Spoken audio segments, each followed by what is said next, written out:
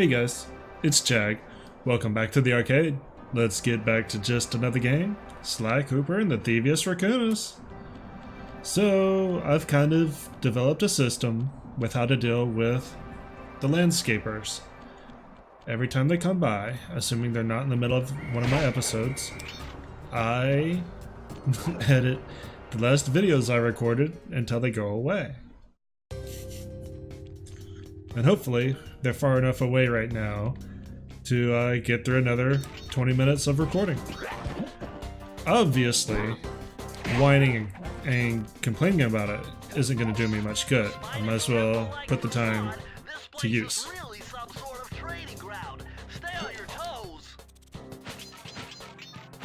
This is one of the levels in the game. It is the absolute easiest to miss bottles in and have to backtrack a significant distance to find them. So, if I can get every bottle on the first run, I will consider it that a personal achievement, not gonna lie. That doesn't mean I'm not gonna go backtrack and look like a paranoid, schizophrenic or whatever. Alright, let's not offend the mentally conditioned people, I guess. Do they have a support community? I don't know. All of a sudden, I just really want to stop talking about it. Sly Cooper! So yes, this is a level where you can miss bottles very easily if you're not paying attention. And it looks like, if I remember right, hello.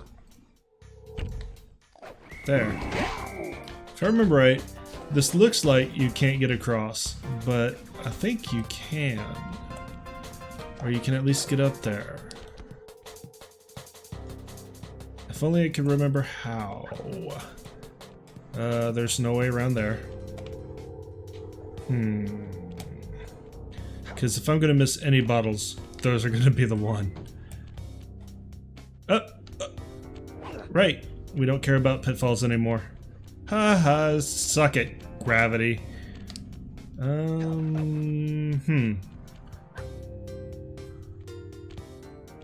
Honestly,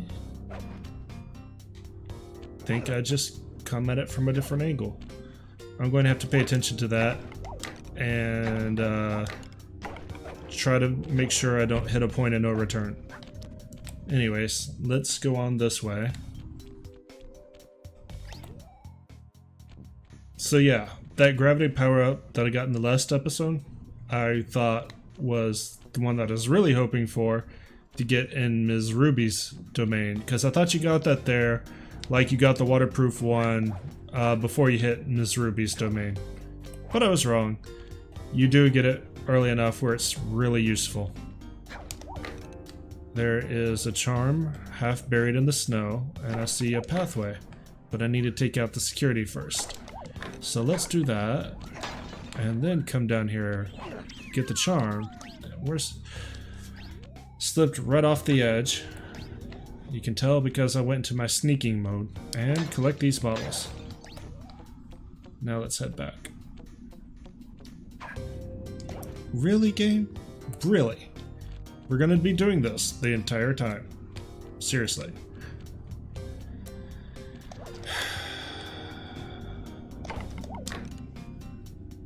You know what? Even as irritating as it is, my main gripes with this game are just that it has moments where it's not polished, but I don't really expect it to be.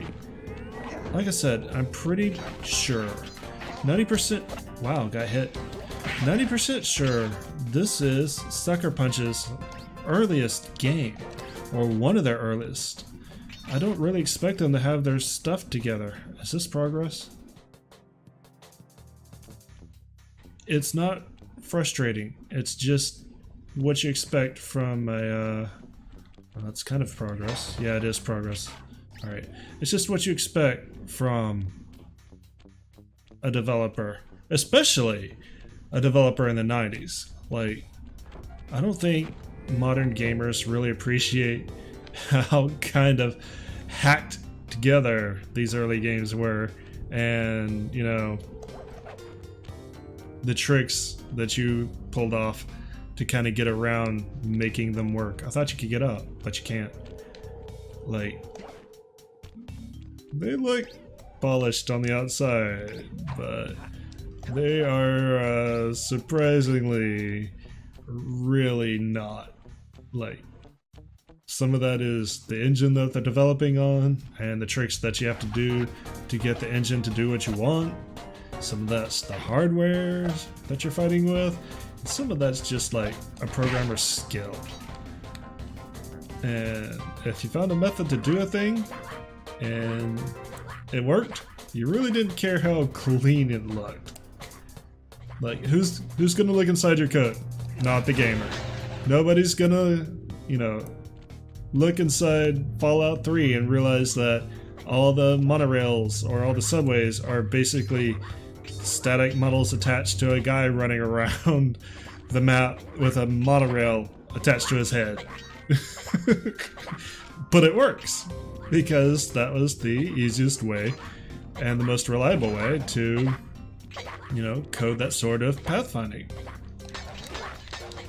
And it's kind of fun to think about and go into the code of these old games and realize exactly how much hackery went into the user experience. Like, you know, probably some people know that I used to work at ArenaNet. The ArenaNet engine is certainly one. It exists. And it's an engine, and it does its thing. But it's basically the Guild Wars engine, and the Guild Wars engine was written in Notepad. That was their editor.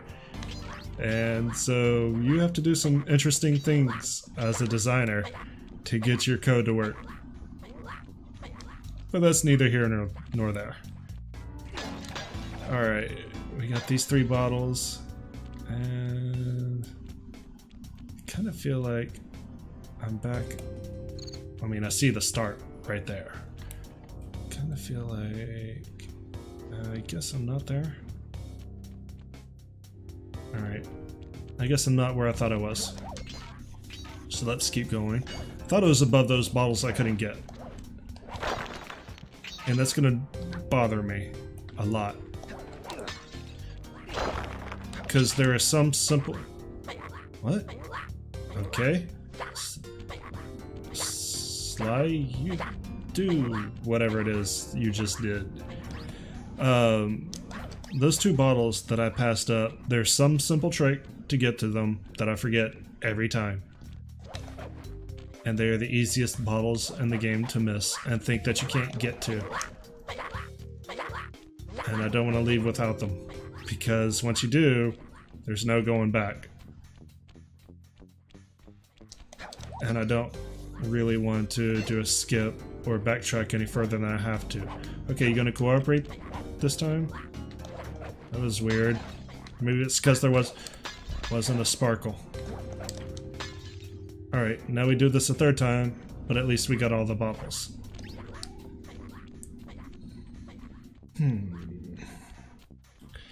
So, I guess I can talk a little bit about what I do, because as I said, this is my hobby.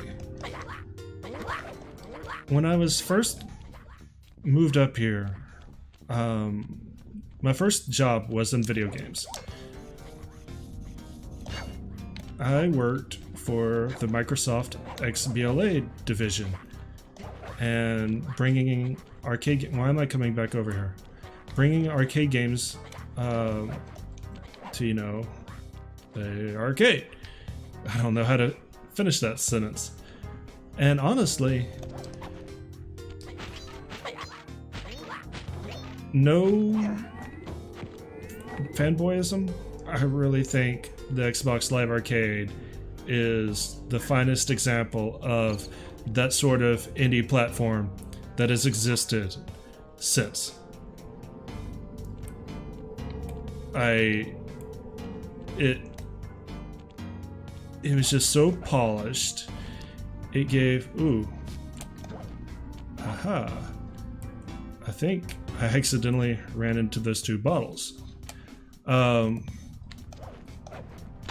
It gave such a platform to the indie developer that the other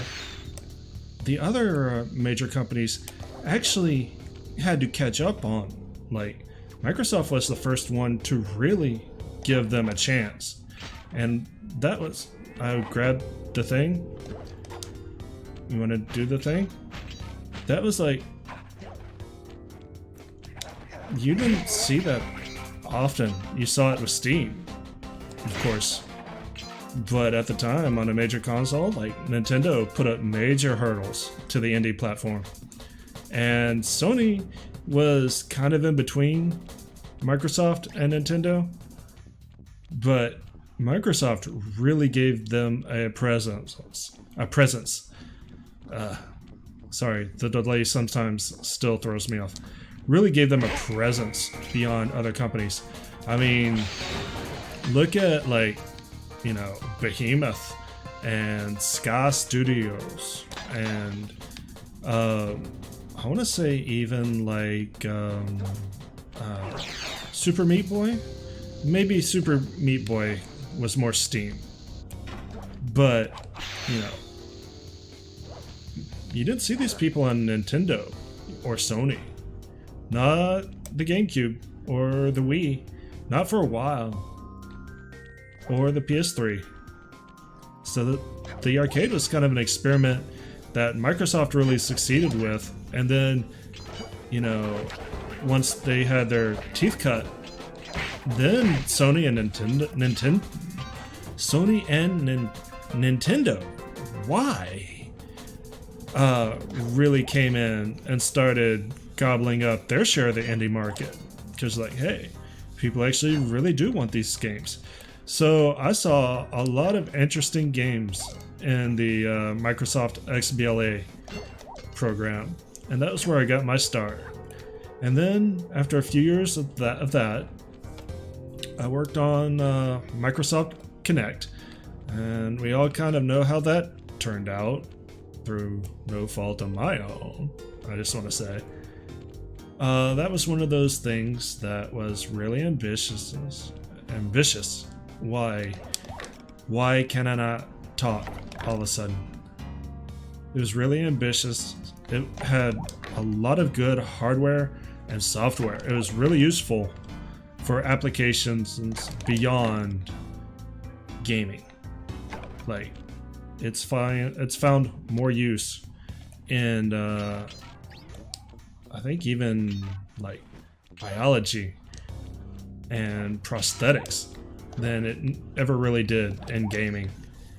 It was really kind of cool to see what they could pull off with the technology that they put in, but it's really kind of sad that it never found its niche in the game community, which, you know, it kind of came out at a bad time. Motion controls were already pretty well poo-pooed by everyone, and a lot of that is thanks to Nintendo and their Wii waggling. Like, Nintendo chose that as a gimmick, and then Sony had the Sony Move, or whatever that wand thing was. There's the vault. Wait, is this the end of the game? Or the end of the level already? Huh, I'm missing 3 bottles.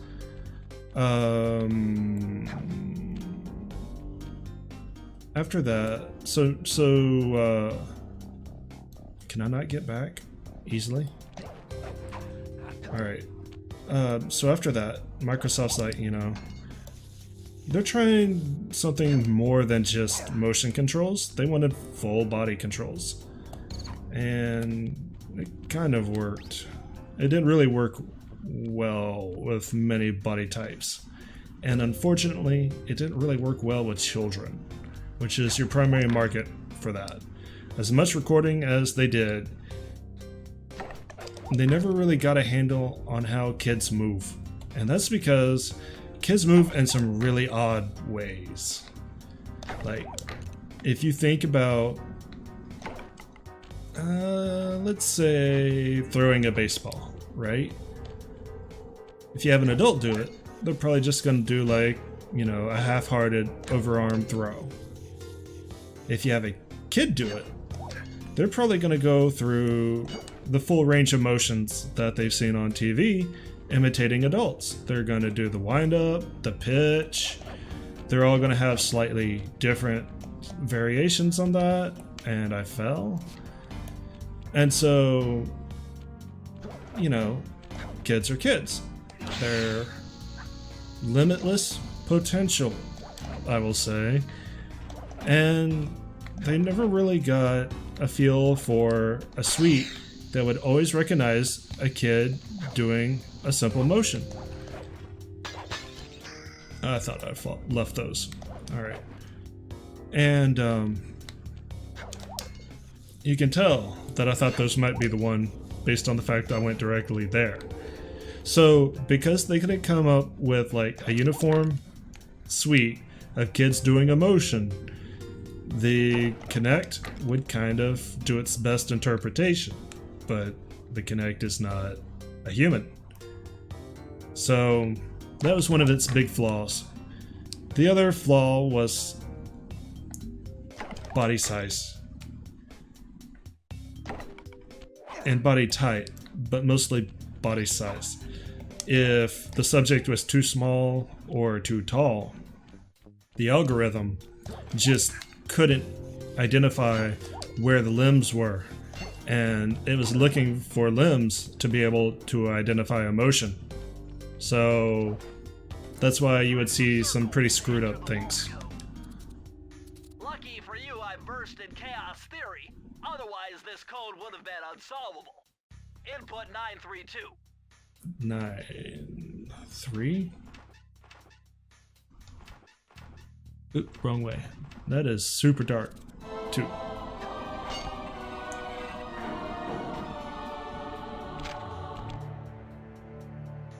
found the blueprints for the Panda King's Nice. lair. I'll upload the data straight into your Binocucom.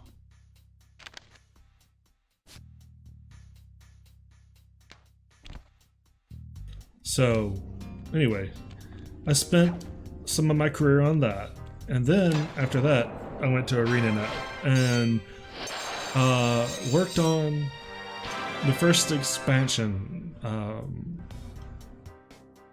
God, not Breath of Fire. I can't think of the name of it. That's embarrassing. Wow, that's really embarrassing. Actually, I can't think of the name of my own project.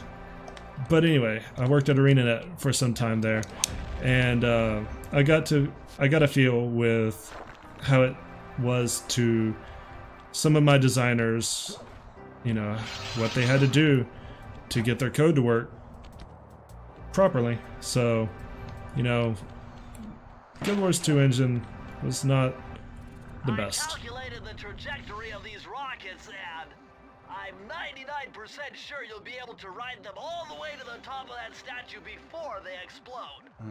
What about that other 1%? Well, in that case, Sly, you will be blown to bits. But the experience will no doubt be spectacular. Nice. Now, to unlock these rockets, you're going to need all 7 of the Panda King's treasure keys. Right on. I'll steal them in no time. Now, right now, I have a conundrum. I only have like 7 minutes left on this episode. What should I do with that? Like, it could run a little long. What would be the best? No. Races, we'll do that next time. Die. What is this one?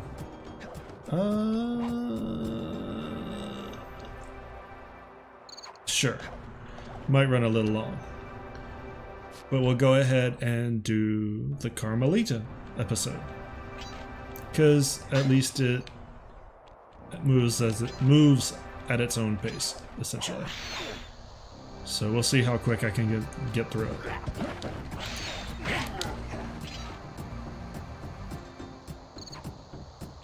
So far, not quick.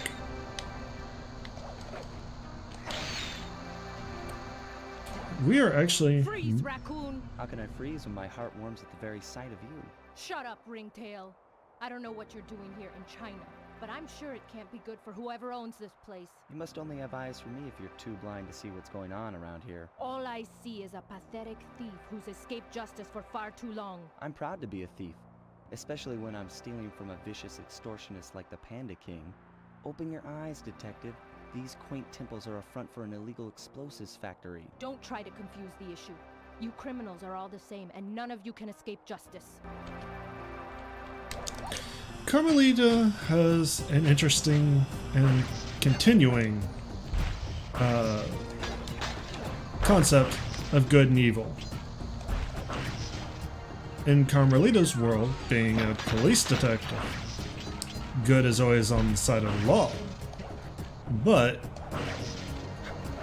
Sly, even as a thief, has morals and you know, standards and honor. And he's an honorable thief. He always fights for what's right, and it just, you know, happens to profit him to do so.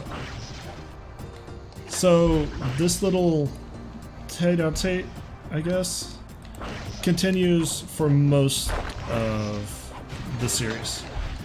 Carmelita believes that Sly is an outlaw and should always be treated as an outlaw. But, you know, towards the end, or at least the current period, and I need to get up there, the current period of Thieves in Time, see, a lot of that game is actually coming to terms, wow, as she meets Sly's ancestors and his family, that they also, and now I can't get up there, really, you know what, I'm gonna die. Alright, I can't. Shoot me! Oh my god. You know what, we'll just do this.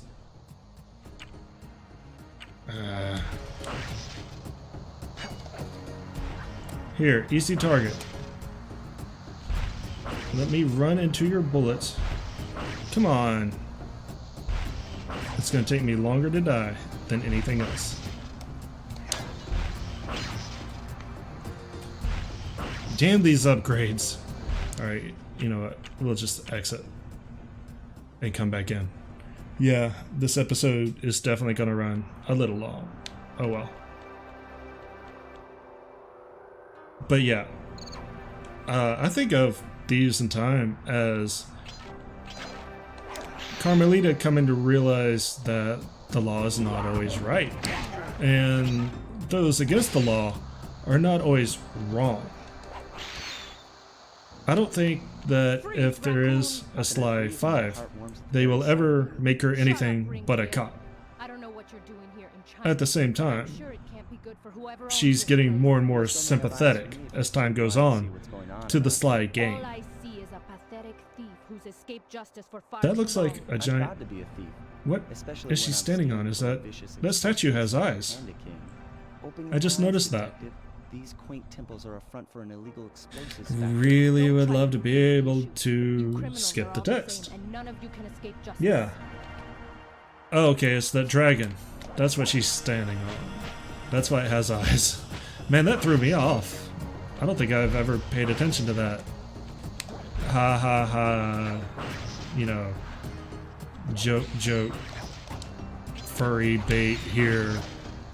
But yeah, I don't think I've ever realized, you know, she's standing on the dragon's face, or at least saw that much of the statue. I'm gonna lose these again. Saw that much of the statue in that cutscene. This camera is not the best. Oh. I want those bottles. It's a matter of pride now. Also, that camera sucks right then. Why don't I do a little skip? And I'll see you after I grab those bottles. That way you guys don't have to sit through this dialogue again.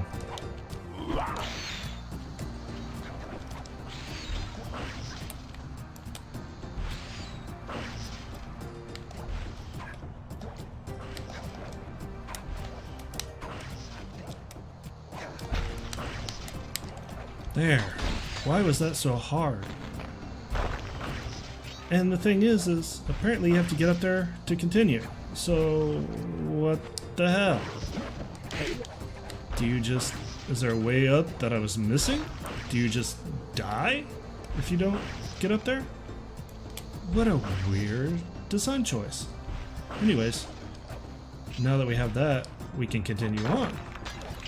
See how fast we can get through the rest of this level, and if we can get the next 19 bottles without losing any. Up here? Looks like up here.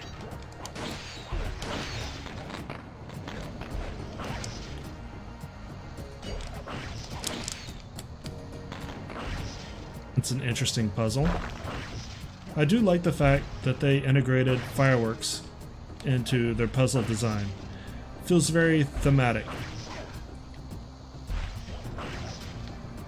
Like, you need to strike certain fireworks to make your way further in the level. That's kind of cool. I'm not sure why this place appeals to me so much. I'm not really much for snow, for one thing. Maybe it's just that the level design feels really cool. I don't know. Feels like they had a lot of fun with this. Oh right, I need to hold that down. And then, you know, I lost a charm anyway. Finally. Hey, she shot me when I didn't want her to. As soon as I'm trying to get her to kill me. Nope, she can't hit anything. Main problem. Alright, I need you to shoot this window. Thank you. The main problem with Carmelita levels is if you miss a bottle, you're probably not going to be able to go back for it. That's the big thing. And there's the vault already. Speaking of missing bottles, almost missed 5.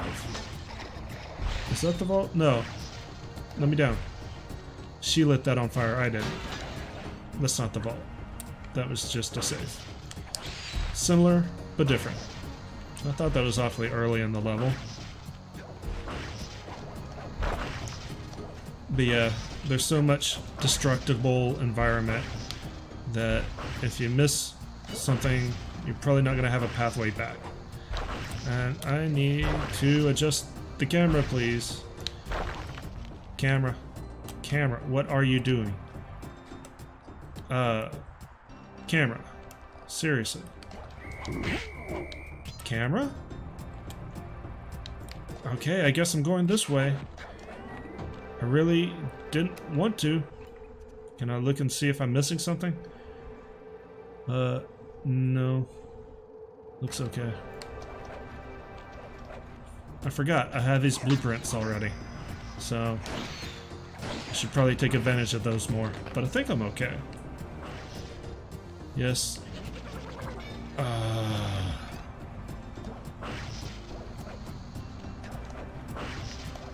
Fortunately, if she destroys one, another one falls in its place. So you're not trapped here.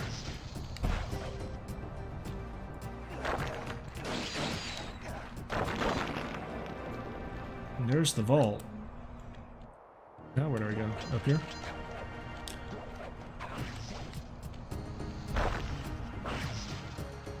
So wherever I end up, I've got to actually be able to backtrack. And this is the end, it looks like. Great.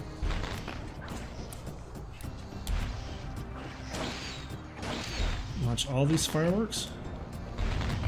There. Watch your back, Cooper. When you least expect it, I'll be there. Yeah. She died horribly. I guess I missed some. Alright, well, let's grab the key. And then...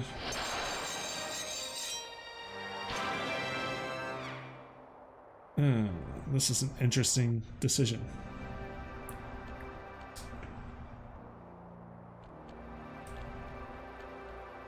I could go longer. Oh, wait, no, that's the key, not the safe. I guess I'll go a little longer. If those bottles are identifiable. Lives for World Cup soccer. You know what?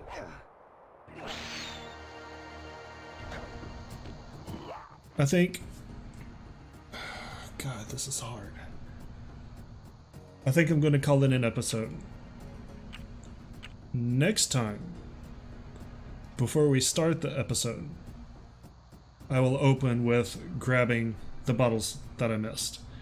So that will give me a little bit of a understanding of how long that episode's going to be, because I don't really want to go that much longer. So we'll do that next time. See you guys then. Thanks for coming out and joining me today. And you guys have a great day. Later. Wait. I have the... What? Alright, you know what? I'll try to figure this out as I head to the safe. Never mind. Let's just go to the safe. See you guys then.